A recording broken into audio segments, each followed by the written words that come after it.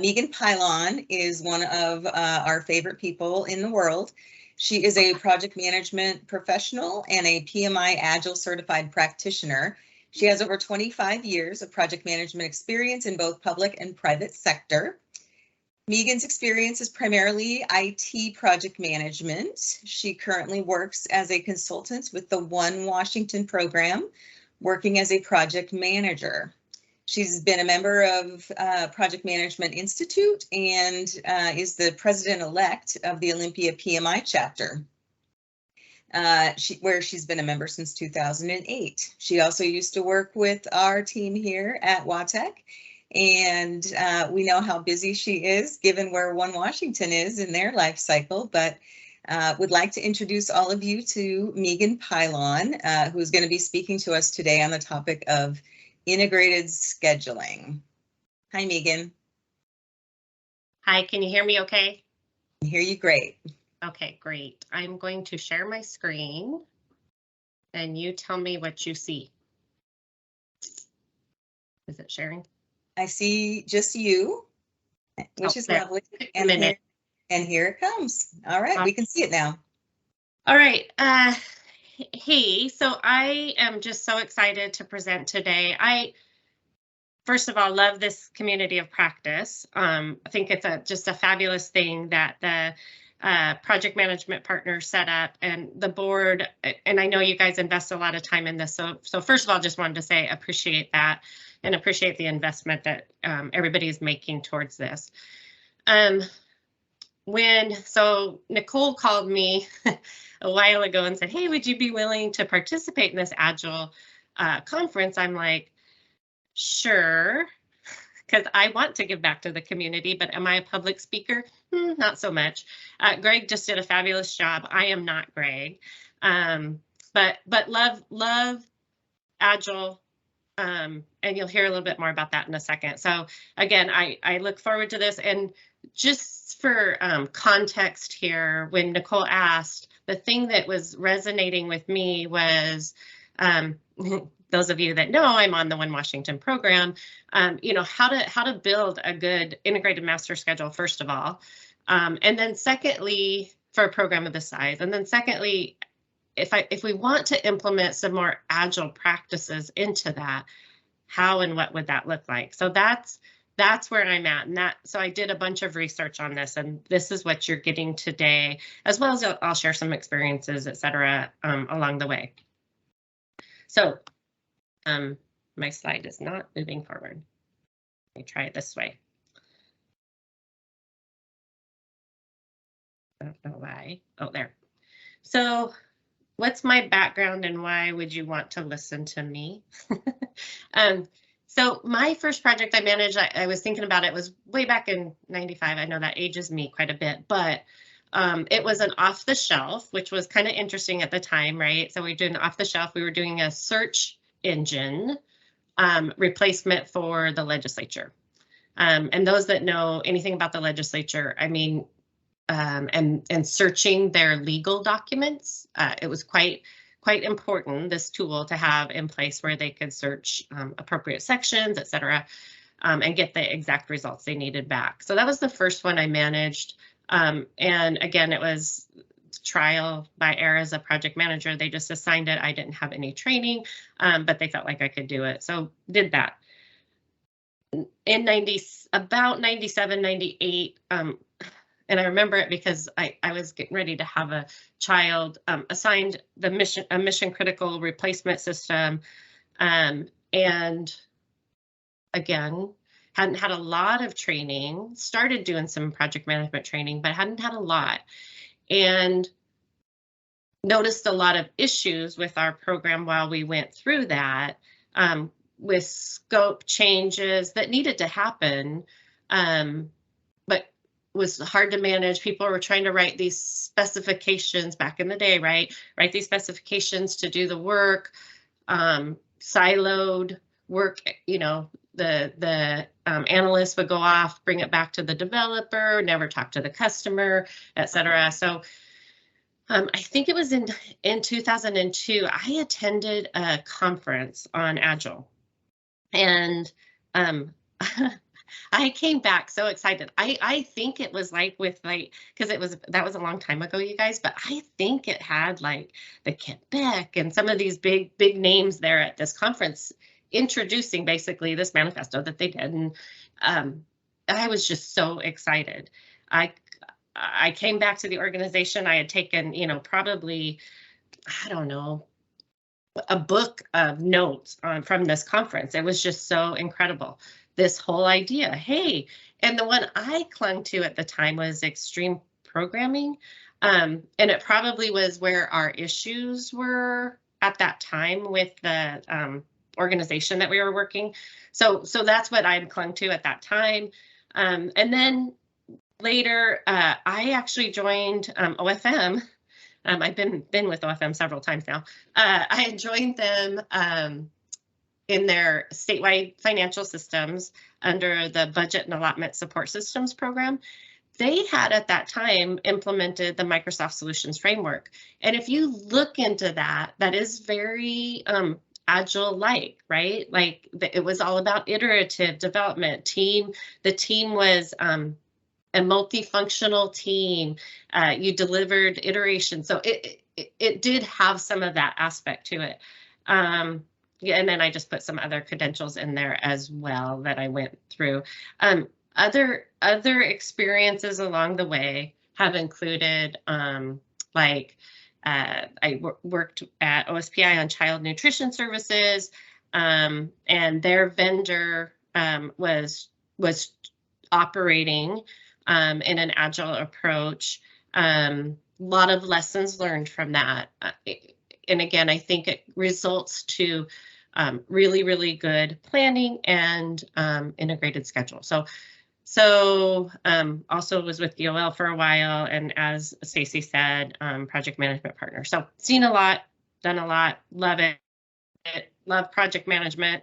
Again, that's where I'm at. So let's talk about an integrated master schedule. I didn't know this, but maybe you all do.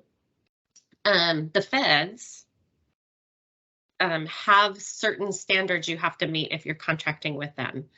And there's two parts to it. I'm going to talk about the schedule, but they have a requirement that you do an integrated master plan, and which is basically, in my interpretation, this is Megan's loose interpretation, you guys can go research it more, so it's basically a WBS, right? And it has cost controls in there and so on, so that they can, and think about it, they're building, airplanes, nuclear bombs, whatever. But that's the idea, is that they have this integrated master plan, and then you have an integrated master schedule. I'm focusing on the schedule. Again, you guys all know project management best practices, but that's my focus area for today. So what is an integrated master schedule? It's the schedule that integrates all the layers of a schedule or program task to the work effort.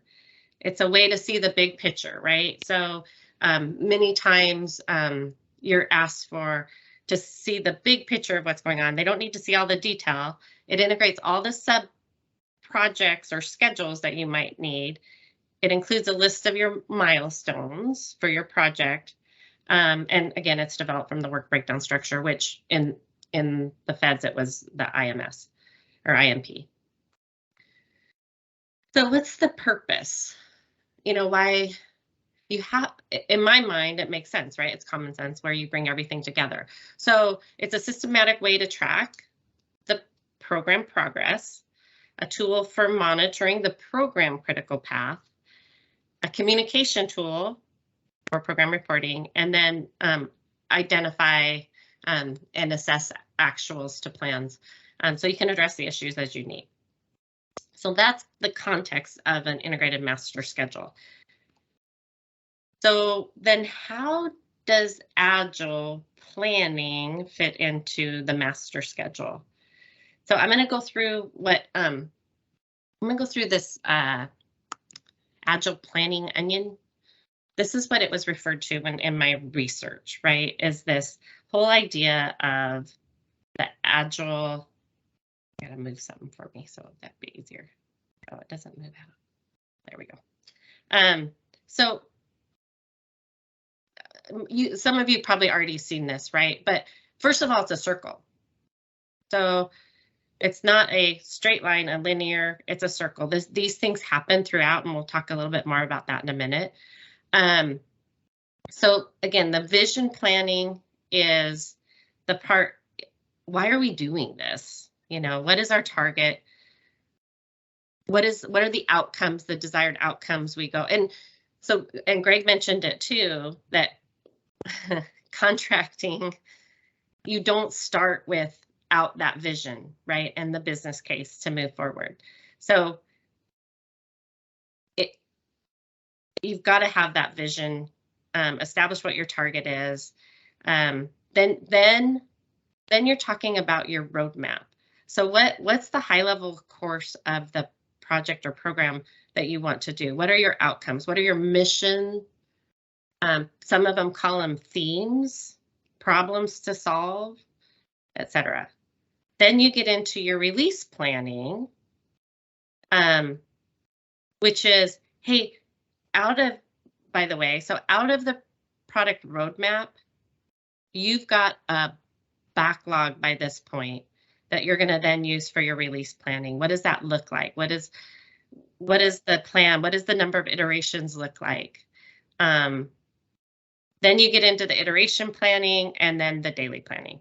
So that's the onion. And if you look at it, I don't know why I put this here.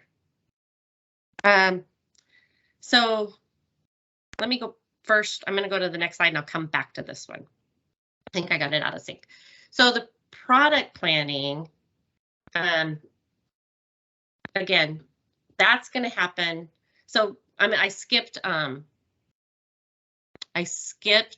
the product vision. Again, you're going to have a vision, but I'm going to go into this. So you get into the product planning, which is the roadmap, right?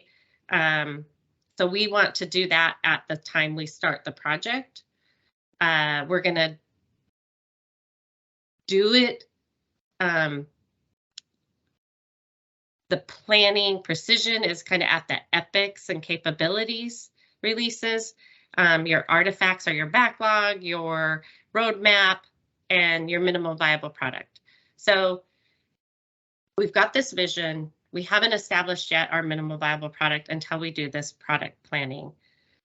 So that's the idea there. Then we get into the release planning. So for each release, we're going to plan out what are the features and stories we're going to achieve.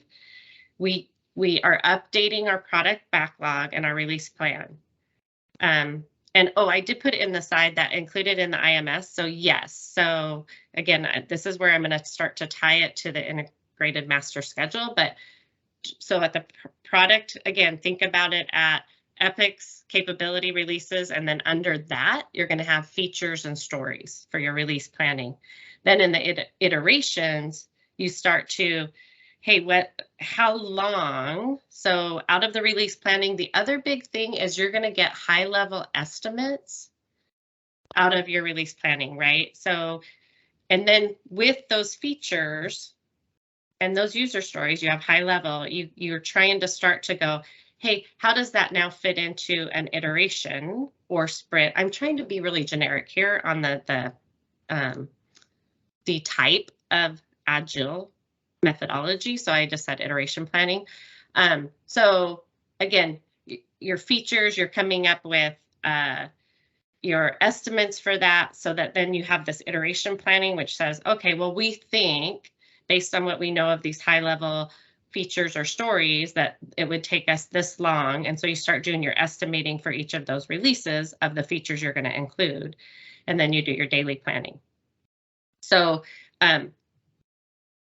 what to the level that you want in your integrated master schedule, what I researched was it was really keep it at the feature level. So if you look at the work breakdown structure here, you're going to see, hey, here's the product, here's my deliverable or release one, however you want to do that, right? Like once you get into there and break it down, then here's my capability or my theme or my epic, however you want to phrase it.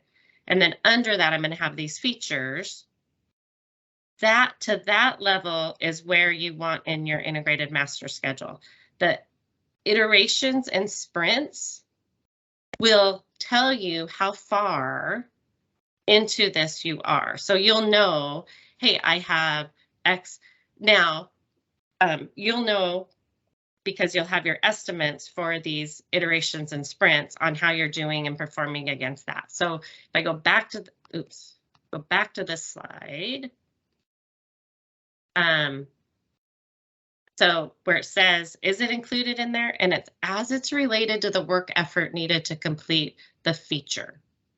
So it's not in the integrated master schedule per se, it's the % of work complete. And we'll talk more about that in a minute. Hey, Megan. Yes. I have a hand up here from Elizabeth Lagerberg, and I'm curious if, Elizabeth, you'd like to ask your question now.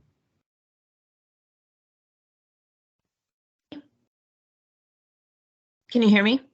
We can now. Yeah. Okay, great. So I'm you know, I'm an attorney and I do these, I do the contracting for, you know, the projects. And I was wondering is when you go through that process, is the whole entire process from start, is that, would you anticipate that the vendor has to be on board and work with the agency from the very top, or do you anticipate that some of that would be done before you choose a vendor? So if we go back here, so again, obviously we would have the vision done, right? And we may have the product planning at least drafted, so this roadmap drafted, but I would say that I would want to know what vendor I was working with to really refine and get into the overall product planning and the release planning and the iteration. Thanks, Megan. Yeah, and that's a great question, and it's a great thought process on this, because that one of the things that I think it's not, I'm not going to call it necessarily a barrier, but it's something, and that's what the feds are having to work with too, is how to bring these agile projects in so that you're still held to the performance of a contract while being able to be agile with it, right? So having and there's other when I was researching this, it was, you know, making sure, so at this capabilities level or product level, you're costing this out. You've already set up your what do they call it? The cost packages. I can't remember what they call it exactly, but anyway, so that is one of the big items on there, is how best to contract this. And so if I go back to the work breakdown structure, you could see how they did it by deliverable.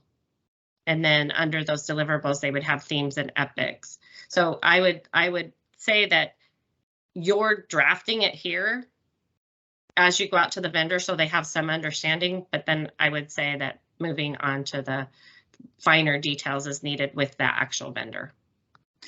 Yeah, I remember the last presentation actually included milestones, and that's one of the things that I get a lot of pushback on Agile contracts is, well, there can't be any milestones before you contract. So yeah, it's just really hard to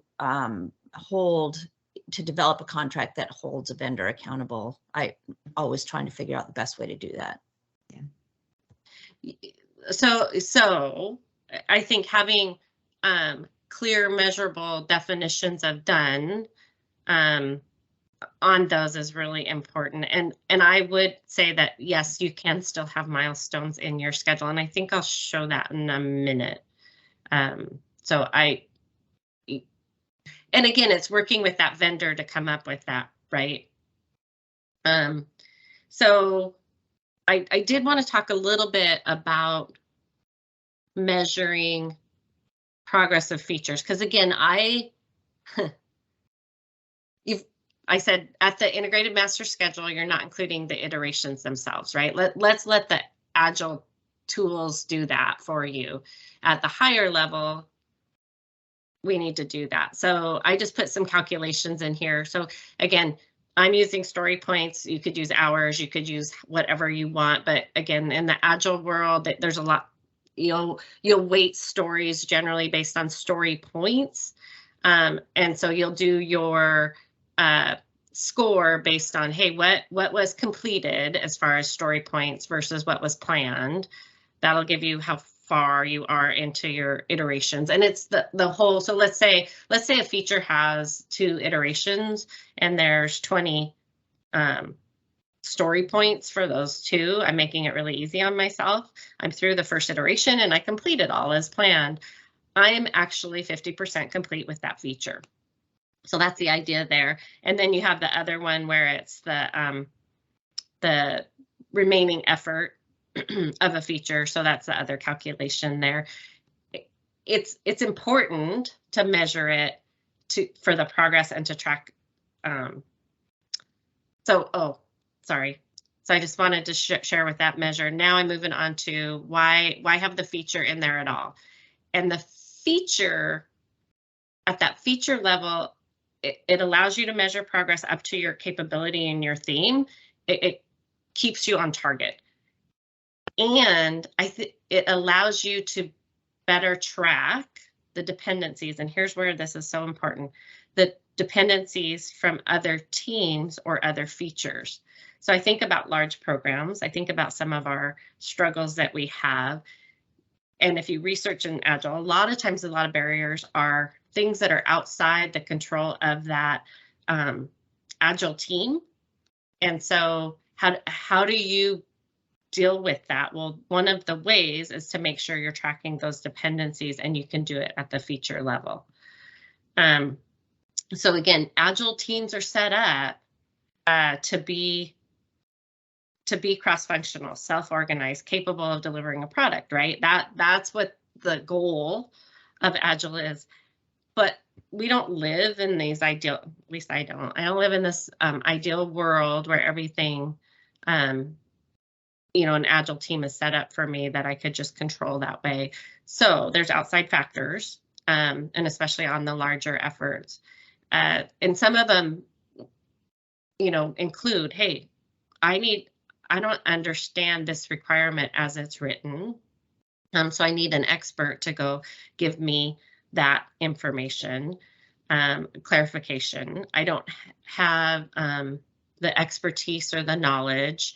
I have other activities that I'm dependent on, or I'm dependent on other technical activities. So when we're putting that together, so remember, we've got it now at that feature level, back to that work breakdown structure. We have to look for the connections at that feature level that says, hey, what are the other dependencies that I might have? And 100 years ago, I was a big Carl Wiegers fan. So use cases, where you would have, hey, what's the internal dependencies that I have? What are the external?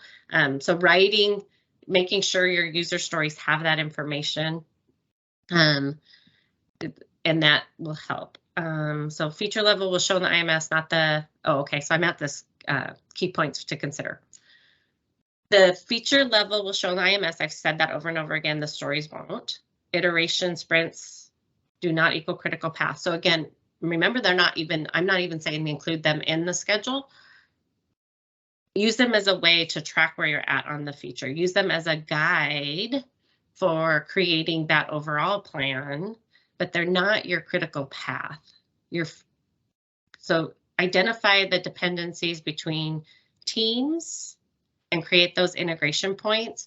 So I think about when and again, I'm on One Washington, right? So I think about some of the things where, let's say if I had an Agile team, my critical integration points might be with my release team. let's say I have a release team. So I would have some integration points there. I think back to your question, I think it's important to identify what the key milestones are and the tasks that support them that are outside the Agile team. So technical reviews. So, right, like we've got things that may or may not be part of that Agile process, technical reviews, external reviews and briefings, coordinations with other stakeholders, and then operational support.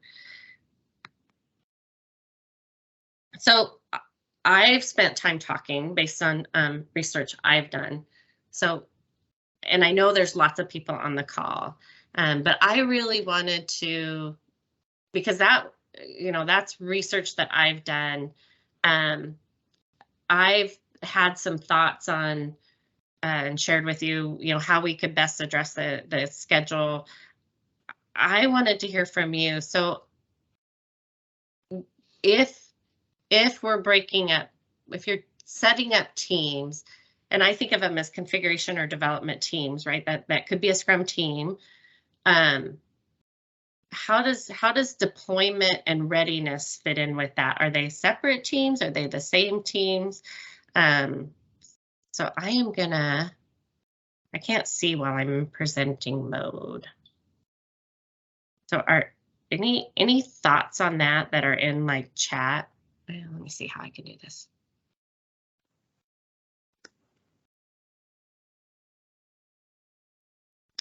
I don't see any.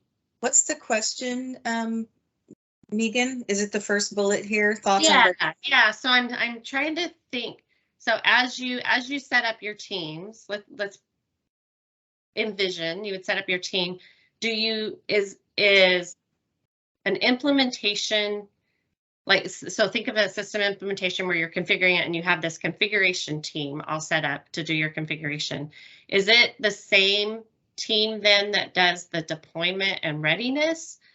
Are they separate teams? I think about, and again, those of you that know, I'm like on this one Washington, so we've got, I don't know how many different work streams, but we've got a lot.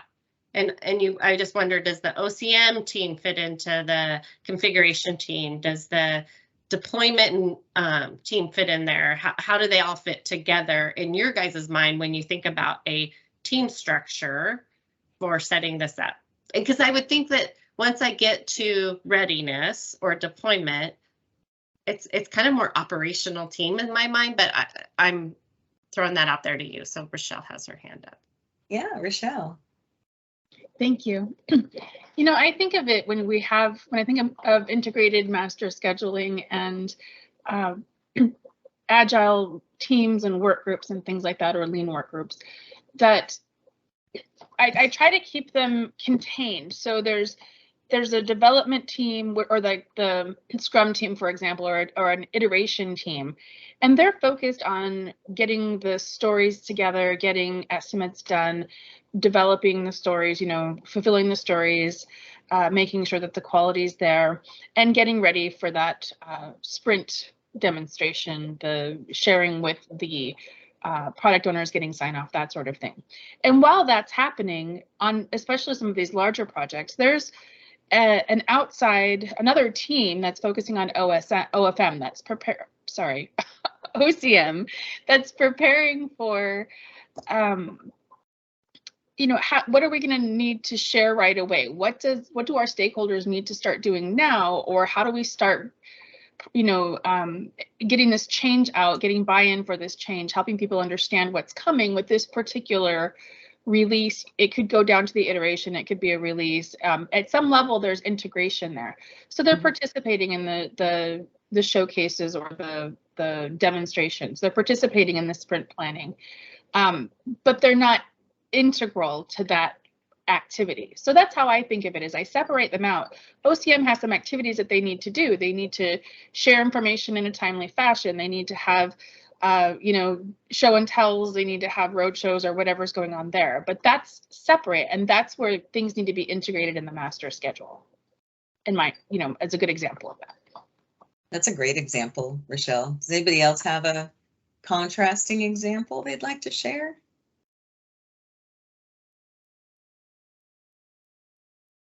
I know when there's 95 people on the call, it's hard to share. It's a little intimidating. I guess I wasn't expecting that many. Right, and don't forget to use your chat. If you're afraid to speak up, you can type it in chat and we'll say it for you. Exactly. And there's So Greg. The data warehouse was funded by federal. Yes. Yeah, and that's what I found, Greg, is that there's still, even with the Agile stuff, there's still contractual requirements that, and they've figured it out on how to best do that. So would you guys agree or disagree with, and again, as I said, this is the research I did over, the course of some time. So thoughts on the level that should be in the integrated master schedule versus what shouldn't? Like, anybody disagree that maybe iteration should be in there? There's no thumbs down. I know we need a thumbs down button. I've been asking for that for a while in Teams, but I guess they just think it's too negative. So for the details, and Rochelle's hand's raised again, but I'll say for answering Jennifer's question, where would you put the details? There are other tools that manage that, right? So the people that are doing the work of that configuration or development work, they're reporting in where they're at on their iterations and did they complete their sprint. So you're getting that information and it's feeding in there. They're probably using a tool like Azure DevOps or Jira or whatever.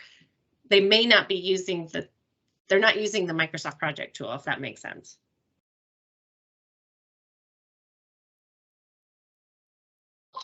This is Rochelle. So along those lines, what I like to do when I'm trying to manage an integrated schedule is when we do the road mapping and we have the high level epics and then features, and we're talking about releases, I like to plan by release. And then, a release might include a certain number of sprints because, that particular feature might need 6 sprints and another feature might need only 3 sprints.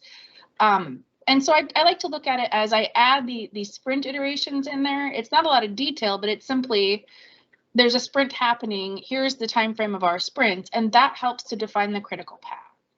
Or not the critical path, but to help set the schedule and be able to monitor along the way. And so I can say, does this feature, the sprint's done, but what's the product percent? What's the burn down looking like for this feature? If the sprint's done, did it get enough stories done to complete that feature?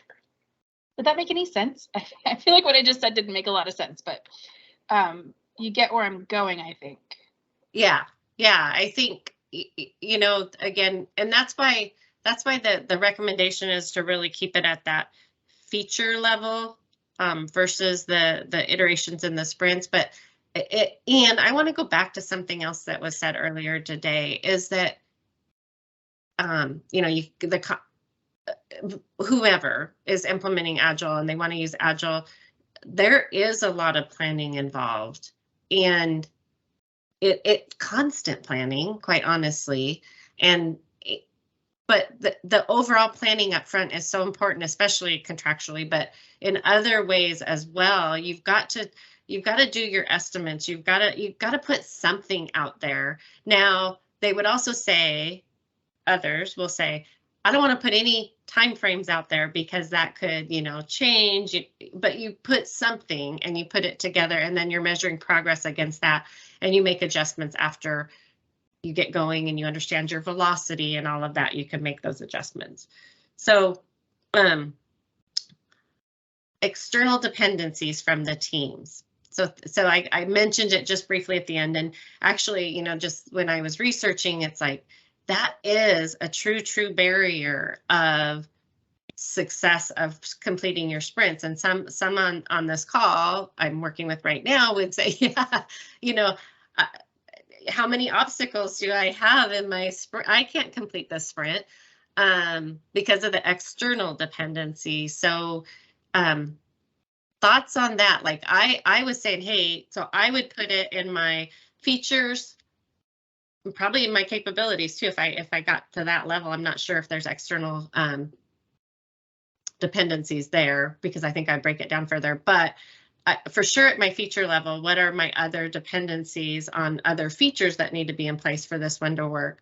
And then once I got to the user stories, making sure I was identifying those external dependencies too, so that they can be addressed as part of that planning effort. But what are your guys's either tips or tricks or thoughts on managing those external dependencies? I like them to show in my schedule too, so I can go address it.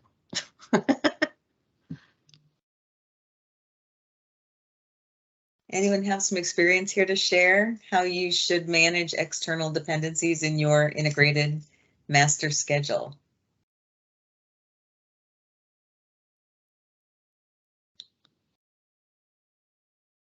I don't see any hands up. I don't either. That's okay. It's kind of a difficult question. This is Puneet. Just one observation on the integrated master schedule gives and gets. One of the other things that I have done in the past when there are multiple vendors is they all have their own schedules, and the integrated master schedules have what is called gives and gets. It represents where there is a handoff from one schedule to another and shows the dependencies. And when weekly or bi-weekly, whenever the teams come together, they validate that those dependencies are on track or not. And that basically shows you in the ISV integrated master schedule, where is your variance. So did you do the, was the tool you were using, just curious, was it Microsoft Project? Yes. And did you do it by a naming convention? Yes. Yes, okay. We did naming conventions on the task, and we also had custom attributes to distinguish which individual schedule this connects to and from.